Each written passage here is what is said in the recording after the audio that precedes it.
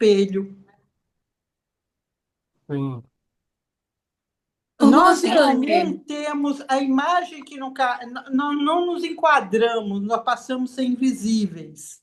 Sabe por quê? Porque a gente não é bonitinho, a gente não é musculoso, é gordo, é velho, eu sou velha, você, Pô, Elizabeth, é careca. tá Então, me não dando podemos depressão, falar. Rosane. Hã? você está Tá me depressivo dando do nosso grupo. depressão. Mas eu Eu estou falando comecei de mim tão também, feliz aqui o gente. negócio, já tô pensando Eu vou ter que em, sair sei dessa lá. reunião, gente.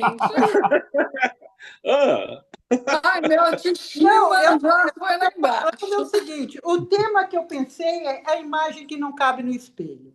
Ó, pera aí, vou fazer uma pausa aí para a gente Tá. voltar não, aqui no final, porque aí eu vou complementar com a isso, é conversa isso que que eu está ia falar. rolando lá. Mas continua você aí, tá? Continua Isso. você, Eu, Helder. Vamos eu, lá. eu tenho o balde para vocês verem o que tem dentro do balde.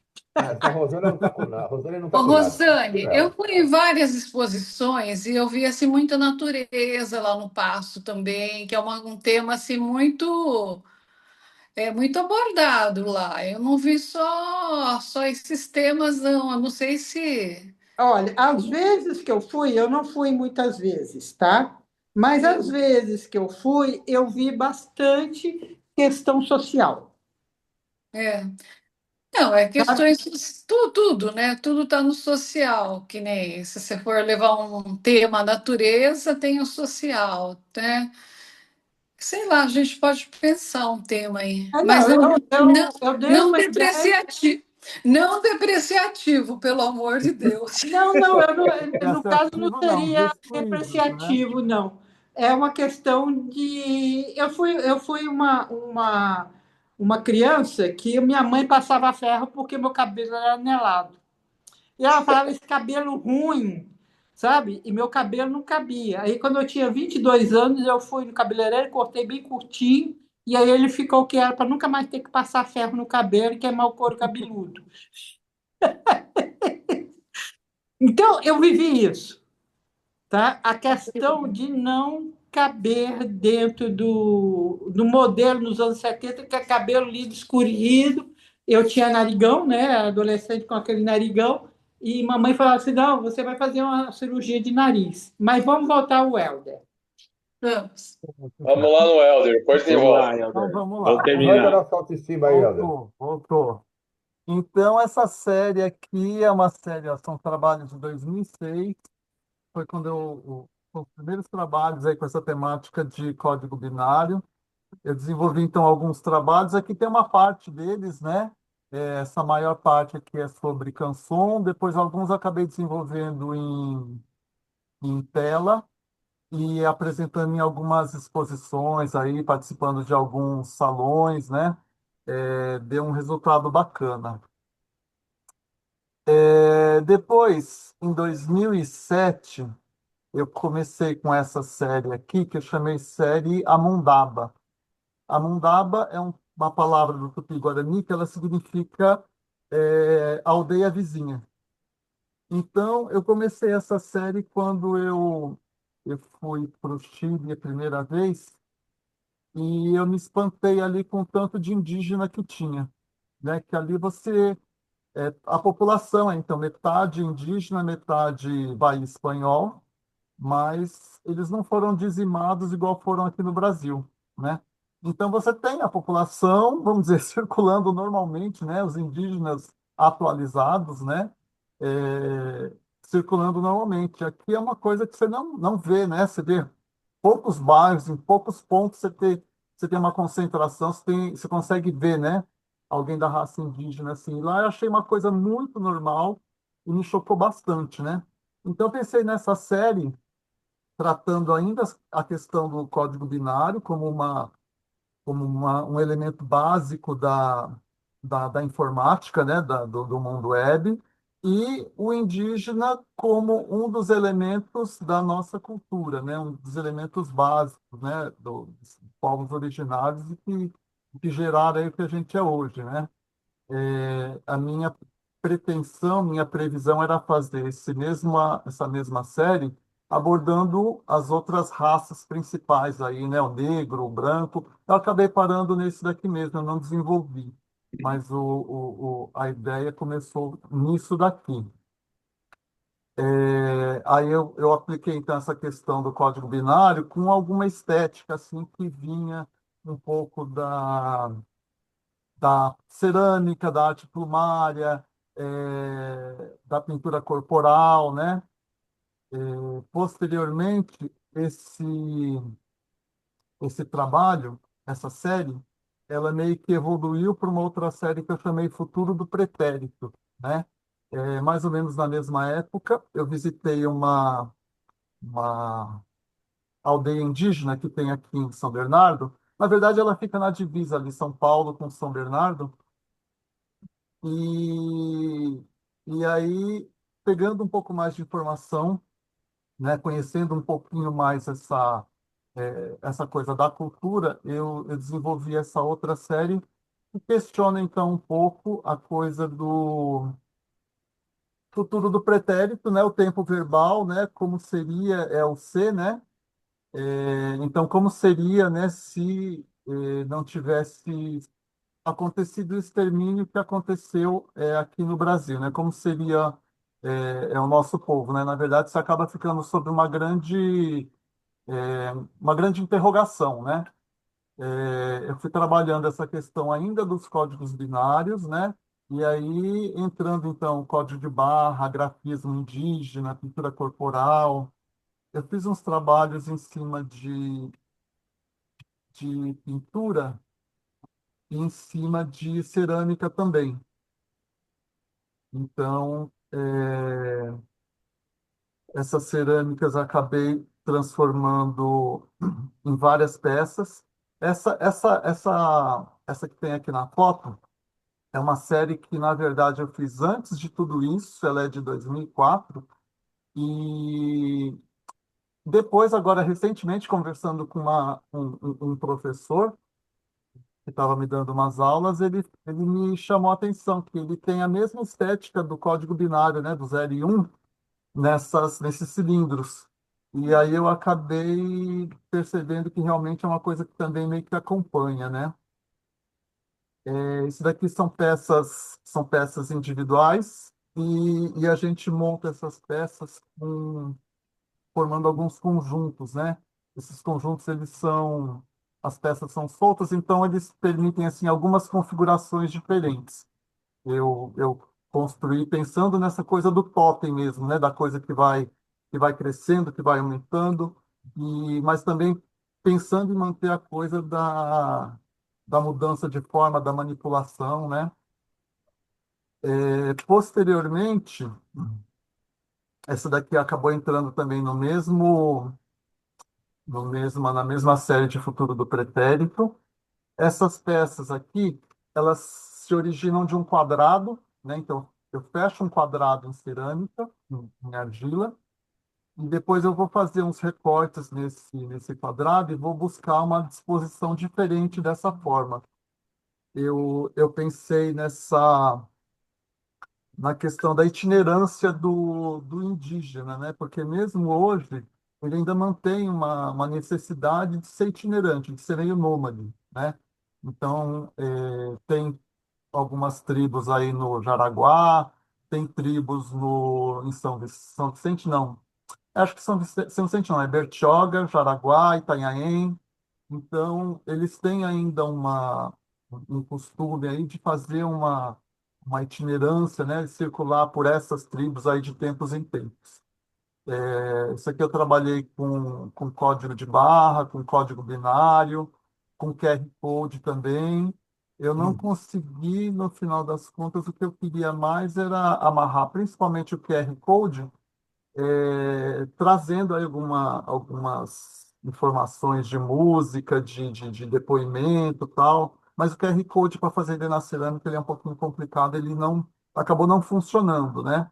Mas ele tem essa ideia. Essa peça que ela acabou sendo parte do acervo, ela está como parte do acervo da Pinacoteca aqui de São Bernardo, e sempre ali mantendo também alguma coisa do código binário, às vezes ele vem tratando de algumas informações que eu levantei nessa pesquisa, né? Então, assim, quantas línguas faladas existem hoje, né, da população indígena. Então, assim, eu busquei alguns números e converti esses números em código de barra, converti eles em código binário, para poder trazer mais informação aqui nessas peças. Ainda dentro dessa série, eu peguei algo dentro dos mitos, né, de algumas culturas aí indígenas. Então, eu busquei alguns mitos aí, o que, que eles falavam a respeito da mitologia mesmo, né? E criei algumas peças que estavam conversando dentro dessa mitologia indígena. Essas peças aqui são cilindros. Esses cilindros eu tinha começado a fazer mais ou menos na mesma época daqueles outros cilindros com as bases quadradas. Eu achei que ele conversava também com essa série. Esses cilindros eles têm para mim assim uma ideia de um conhecimento oculto, meio que um conhecimento perdido, né? Então eles são ocos, eles têm um espaço dentro deles. Eles têm essas frestas aqui, que ele permite quase uma respiração do que está ali dentro, mas você não consegue ter acesso no que tem lá, né?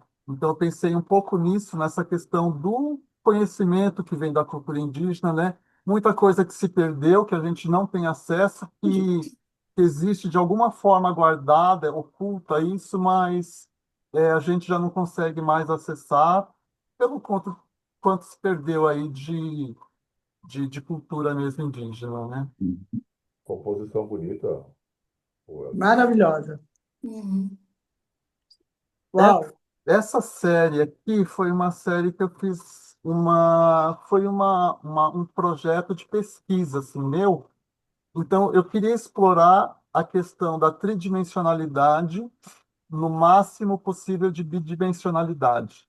Então, eu trabalhei aí a questão dessas formas, né, das formas geométricas, buscando aí o máximo de expressão tridimensional com o mínimo de tridimensionalidade, na verdade, né? Física mesmo. Então, essas peças elas têm aí em torno de 5 centímetros de altura, mas pelo jogo aí de formas e recorte, luz e sombra, ela acaba dando uma impressão de ser maior que isso.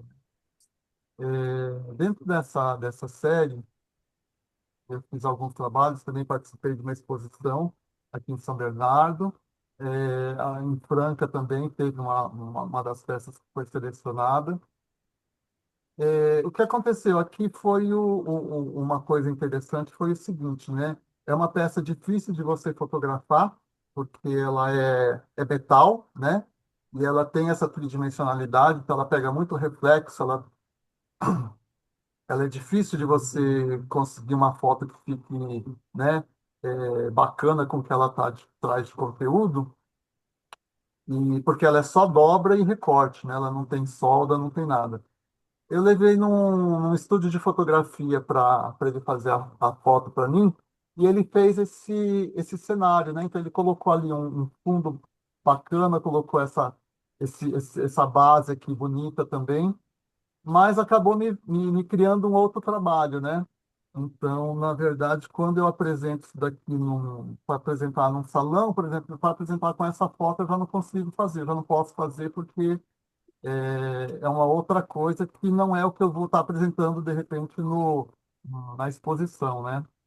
Mas, de qualquer maneira, foi uma série que eu gostei bastante de fazer, que ela ficou também meio que assim, perdida, né? A minha produção, ela é muito variada, né? Então, assim, eu crio muito, eu acabo buscando muita coisa, fazendo muita coisa diferente, pesquisando. Então, eu tenho, assim, alguns pontos que de início eles não conversam muito com o restante, né? Tem uma coisa meio curiosa aí que eu vou explorando.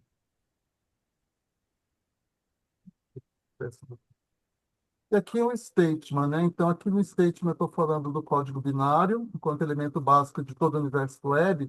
é uma referência que permeia boa parte da minha pesquisa e produção.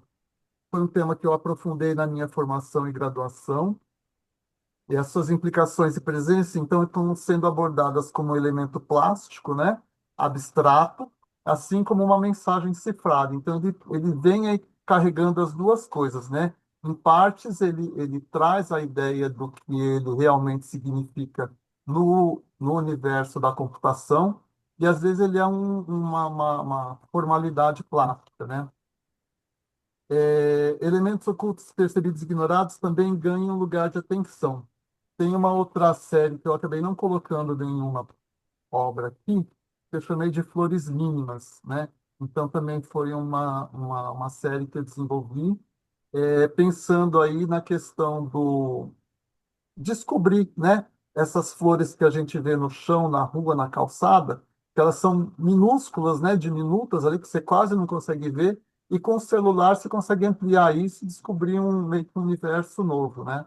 Então, eu acabei fazendo uma série também com esse tema. E aí, aqui mais recentemente, então, eu estou me voltando para as questões queer, né? Direitos, legislação, pertencimento, sofrimento homoafetivo, classificação como doença, são alguns assuntos que estão, né, interagindo aí, conversando com inteligência artificial, cerâmica, instalação, pintura, e finalmente aí, concluindo, né, eu estou unindo a minha linha do tempo com essa cronologia da temática queer, né? Então, como que eu entrei nessa temática queer, né? A questão de ser gay já é uma coisa já desde sempre, né? Não é, não foi para mim nenhuma novidade, mas é uma coisa que a gente vem tratando assim. Você não tem uma aceitação social, né? Na família não chega a ser exatamente uma aceitação, é quase uma tolerância, né? Mas socialmente é bem pior que isso, né? E eu acabei. Mas isso para mim sempre foi uma coisa que eu tratei, vamos dizer, tranquilamente. Eu tratava para mim, vamos dizer, escolhas minhas, né, opinião minha, e não tinha essa necessidade de tratar isso como um tema. Alguns anos atrás, coisa de uns 2 anos atrás, um ano, dois, eu tenho um outro trabalho, um blog, que é um blog de divulgação de arte, né? Divulgação de arte contemporânea. Então, eu montei esse blog com uma amiga na época da pandemia, né? A gente montou justamente para poder buscar uma saída aí em termos de pesquisa, de conversa, de interação com artistas, né? E nós montamos esse blog para poder fazer divulgação de artistas contemporâneos. Então, a gente mandou contato com vários artistas, né? Buscando aí se queria participar, se podia postar as obras, se de repente dava uma entrevista. Então a gente teve bastante participação. E numa dessas participações, então, teve uma artista que entrou com a gente, que é uma artista trans do Recife, né? Ela, ela é bem assim, ela tem um visual meio polêmico, eu vou até colocar, deixa eu ver se eu tenho aqui, eu tinha separado para poder mostrar, mas como ficou pulando esse negócio, eu também não sei se eu consigo agora. É, ela trabalha com uma parte de performance, ela fez uma performance na Bienal anterior, e ela participou de uma premiação, se eu não estou enganado, no Bunkyo. Então, assim, meio que me surpreendeu também esse acesso todo, né? E essa minha colega, eu tinha feito contato com ela na Bienal, quando ela estava lá se apresentando, ela foi visitar. E aí, pesquisando na história dela, uma coisa que eu achei bem interessante foi o seguinte, né? Ela tem esse perfil de ter saído de casa meio cedo por conta de intolerância da família, acabou indo para a rua, né? Conseguiu se virar, conseguiu se manter de alguma forma, e na história dela, ela coloca que um dado momento, ela percebeu assim que as drag queens, elas eram muito requisitadas, por exemplo, nas festas, nos bailes, nas danceterias, né? Porque é uma coisa animada, é uma coisa divertida, todo mundo acha legal. ter ali na hora da bagunça. Mas, assim, por outro lado, elas não tinham bem um ganha-pão, né? O ganha-pão delas era muito, assim, restrito, né? A questão do mercado de trabalho. E ainda assim, elas tinham que meio que fazer esse outro papel na noite, né? Nas festas aí. E aí ela através de conversa com as casas, tá, ela acabou trazendo aí esse pessoal, ele conseguiu um free pass para as festas, né, de baladas, esse tipo de coisa. Então, eu achei interessante assim, a questão social que ele abordou, né, que ela abordou. Essa coisa de pensar não só na importância dessa presença, vamos dizer, numa festa, numa balada, mas assim, ela não tem trabalho, elas têm uma dificuldade gigante para poder arrumar um emprego, para poder trabalhar, né, com registro. E por outro lado, ela tem essa aceitação, né, numa noite e que na noite, na vida noturna, e que de repente não seria bacana ela ter que pagar ainda a entrada para uma coisa que ela está colaborando para poder aumentar o público, né? Eu achei bem interessante isso, né? Só entrou assim como um estalo, né, na minha cabeça. Posteriormente, outra coisa que me tocou bastante foi o livro do Eduardo Luiz. Eu não sei se alguém leu, em Died. Ele é um escritor francês. Ele é novo, ele tem 32 anos. Essa artista também deve estar mais ou menos nessa faixa, acho que até menos, não deve ter 30 anos. Esse escritor é um escritor francês. Ele lançou o primeiro livro dele tem coisa de uns 2 anos, eu acho. E eu li meio que há pouco tempo atrás, eu tenho que ter lido há um ano atrás. E ele tem 30 e poucos anos, então. E assim, para quem é gay, a gente tem uma consciência que a coisa é assim. Hoje em dia, você tem uma situação mais fácil, né? Você tem uma aceitação maior, ainda que você vê aí os casos de violência, por exemplo, numa Paulista, né? Que estoura a lâmpada de fluorescente na cara da pessoa, tal. Mas, assim, hoje você tem uma situação que já é bem mais fácil do que era, por exemplo, na minha adolescência, né? Quando eu vejo esse livro, ele conta um pouco da história dele, e outra ideia que a gente tem é que, vamos dizer, aqui no Brasil a coisa é um pouco mais restrita, é um pouco mais sofrida, é um pouco mais atrasada, mas no país mais de primeiro mundo a coisa é diferente, né? E ele conta a história dele que não é isso, né?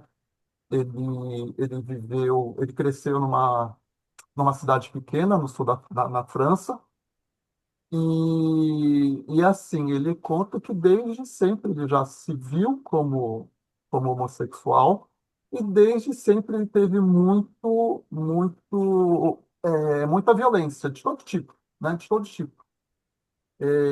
E é um negócio que me chocou bastante, né? Eu imaginei que a coisa fosse um pouco mais bem resolvida, né? Hoje em dia, mas a gente vê que não é. Eu pensei que fosse um pouco mais bem resolvida fora do país, né? Fora do Brasil, mas a gente vê que também não é.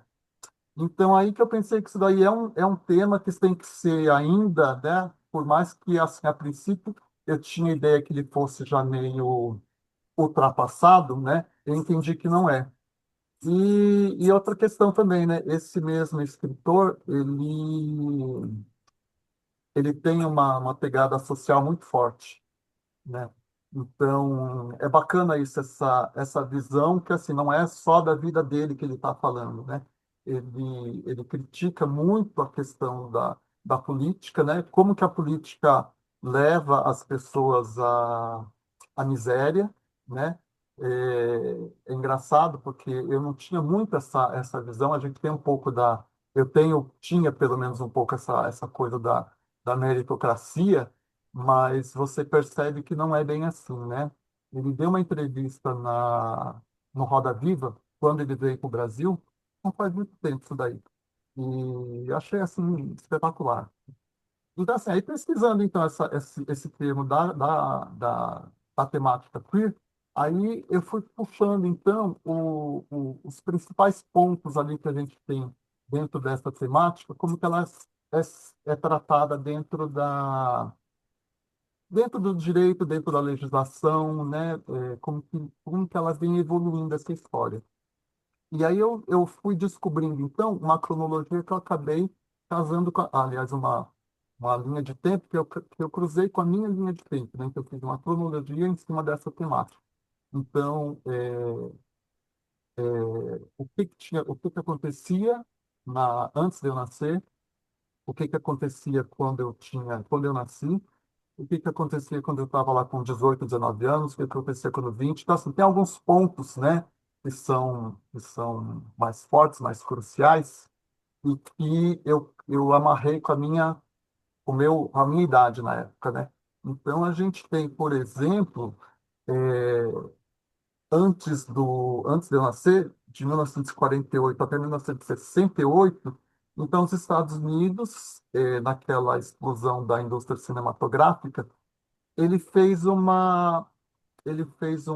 código de conduta que era justamente para direcionar como as filmagens iriam acontecer, né? Então, não poderia ter, por exemplo, negro em posição de destaque, mulher em posição de destaque maior que o homem, não poderia ter relação homossexual, qualquer sugestão, qualquer.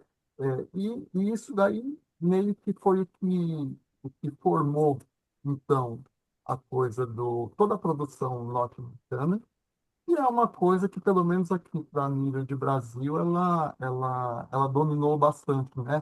A questão de formação, de referências, e isso daí é o que acaba se desdobrando no que a gente vê hoje, né? Então, eu fui fazendo essa amarração, né? O que que aconteceu lá até 1968, que foi quando eu nasci, que foi quando terminou essa influência do Código Reis, que é o nome disso, até, por exemplo, 2018, que foi quando a OMS entendeu que os desvios de sexualidade não têm uma coisa patológica, uma coisa assim. Então, assim, é uma coisa que até 2018, né? Então, assim, é muito recente isso, em níveis mundiais, e a gente sabe que nesses países, nessas culturas, nessas cidades, né, menores, a coisa pega muito mais, né? Então, aí que eu entrei, acabei entrando com esse tema. É o tema que eu estou trabalhando hoje, e aí aqui é que eu falo, então, de pertencimento. Pertencimento, então, é a sensação de fazer parte de um grupo, comunidade, né? E você só tem essa sensação de pertencimento quando você se vê nos outros, né? Eu fui entender o que que é a coisa do pertencimento, a coisa de também, sei lá, uns 3 anos atrás, eu assisti um seriado que se chama. Ah, não sei agora, não lembrei. Eu não sei que é de São Francisco, Crônicas de São Francisco, né? Então, nesse seriado, é dentro de em São Francisco, né, que é uma comunidade bastante forte, né, nesse aspecto LGBT, e ali é um seriado, então ele conta ali meio que uma novela, né, contando ali o dia a dia, bastidor, né? Separa de um, namora com o outro, tem problema com um, aquele outro, né? Sucesso no trabalho. Então, assim, é uma historinha normal, mas ela tem os personagens, né? Dentro desse quadro LGBT, né? E quando eu assisti isso, eu tive um susto, né? Eu tive um susto porque eu não tinha percebido que eu não tinha essas referências, né? Ali eu fui perceber que pertencimento é quando você vê um igual a você, quando você vê um semelhante, quando você vê alguém que é próximo. Eu não entendia, por exemplo, quando a comunidade negra falava que ela não tinha pertencimento assistindo novela, por exemplo, assistindo televisão, né? Eu fui entender quando eu tive essa experiência vendo esse seriado. Então, isso daí me deu mais um ânimo, um fôlego para poder entrar nesse assunto. E na história do pertencimento, então, voltando aí ao que a Rosane estava falando lá no começo, a gente tem a questão do espelho, né? Porque o espelho é o que mostra a sua cara, é o que te mostra para o mundo. E se você não se vê no espelho, você não se sente pertencente à comunidade onde você está, né? Eu fiz aí algumas pesquisas, né? Abordando isso. Então, o espelho que não te reflete. E mas isso aqui acabou ficando meio que ainda no estudo, eu não desenvolvi isso daqui como série. Eu pensei ele, a princípio, como uma pesquisa mesmo, né? Mas depois eu vi que o resultado acabou gerando uma obra, ou pelo menos um caminho para uma outra linha de obras que eu posso começar a tratar a partir de agora. Aqui também, ainda sempre com essa ideia do reflexo que não te mostra, a coisa da, da, da obra feita digitalmente é bacana isso, né? Você consegue dar algum movimento nela, ela funcionar como um GIF, isso daí ele traz uma outra área de pesquisa, de obra mesmo para apresentar, né? Aqui também, isso aqui é bacana porque assim, ele funciona legal no computador com essa coisa do movimento, né? Hum, Ele mantém aí, traz então, essa coisa essa ideia do espelho que não te revela, não te mostra. E aí, finalmente, então, eu chego aqui na parte dos tortos, né? Os tortos, eu entrei essa temática toda, eu comecei a abordar a partir de uma oficina que eu fiz, que durou 6 meses, mais ou menos, uns 4, 5 meses, mais ou menos disso, de processos poéticos, né? Alguma coisa assim. Então, aí eu fui buscando o que eu tinha aí de conteúdos e informações, né? Esses torsos eu já vinha fazendo torso em cerâmica já há algum tempinho, aí coisa também de uns 2, 3 anos, mas ainda não sabia como que eu ia explorar e aplicar isso. E junto eu tinha essa coisa do arame farpado, que também era uma coisa que ele estava ali jogado num canto do ateliê, e eu sabia que em algum momento eu ia colocar a mão nele, ele ia casar com alguma coisa, né? E aí eu acabei entrando nisso daqui. Então o torso, ele remete muito à cultura grega, né? E na cultura grega a gente tem aquela coisa que não é uma aceitação homossexual, mas ele tem um outro pensamento, é uma outra abordagem, né? Eu, eu terminei recentemente uma outra pesquisa aí, um outro curso, que ele fala justamente disso. Ele fala qual que é por uma história da arte LGBT. Então, ele falou quanto que se oculta, né, o movimento ou a existência, né, do LGBT dentro da história da arte. E a gente volta de novo naquela coisa da representação, né? Você não tem uma representação. Então, isso tudo é muito escondido, é oculto, é evitado. E aí, dentro disso, a gente começa, então, na cultura grega e egípcia também, explicando um pouco como que isso aí aconteceu naquela época. Então, assim, fica uma referência dessa cultura que você tinha pelo menos algo como uma tolerância maior, né?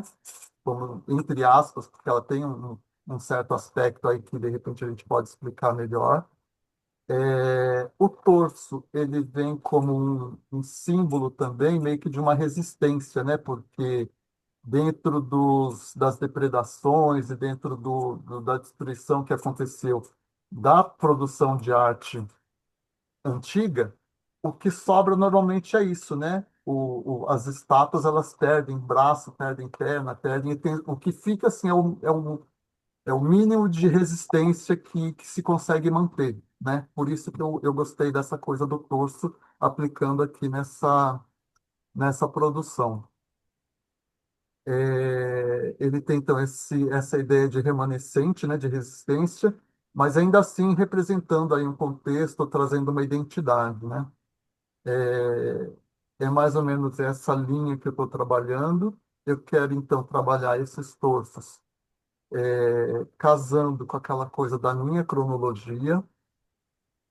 Aqui são algumas peças que eu já tinha, né, do período que eu fiz essa oficina, algumas que eu fui fazendo depois, ainda sem ter necessariamente o projeto, a ideia pronta, mas é onde eu venho trabalhando e me dedicando.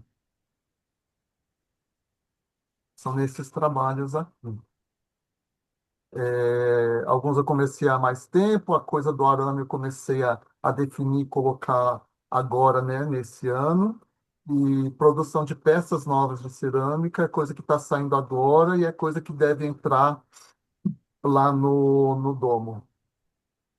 Aí aqui, então, como um mini bill, isso daqui também foi uma sacada boa que eu recebi, de colocar essa parte de texto toda no final do portfólio, né? Que a pessoa que pega o portfólio, ela quer ver imagens, ela não quer saber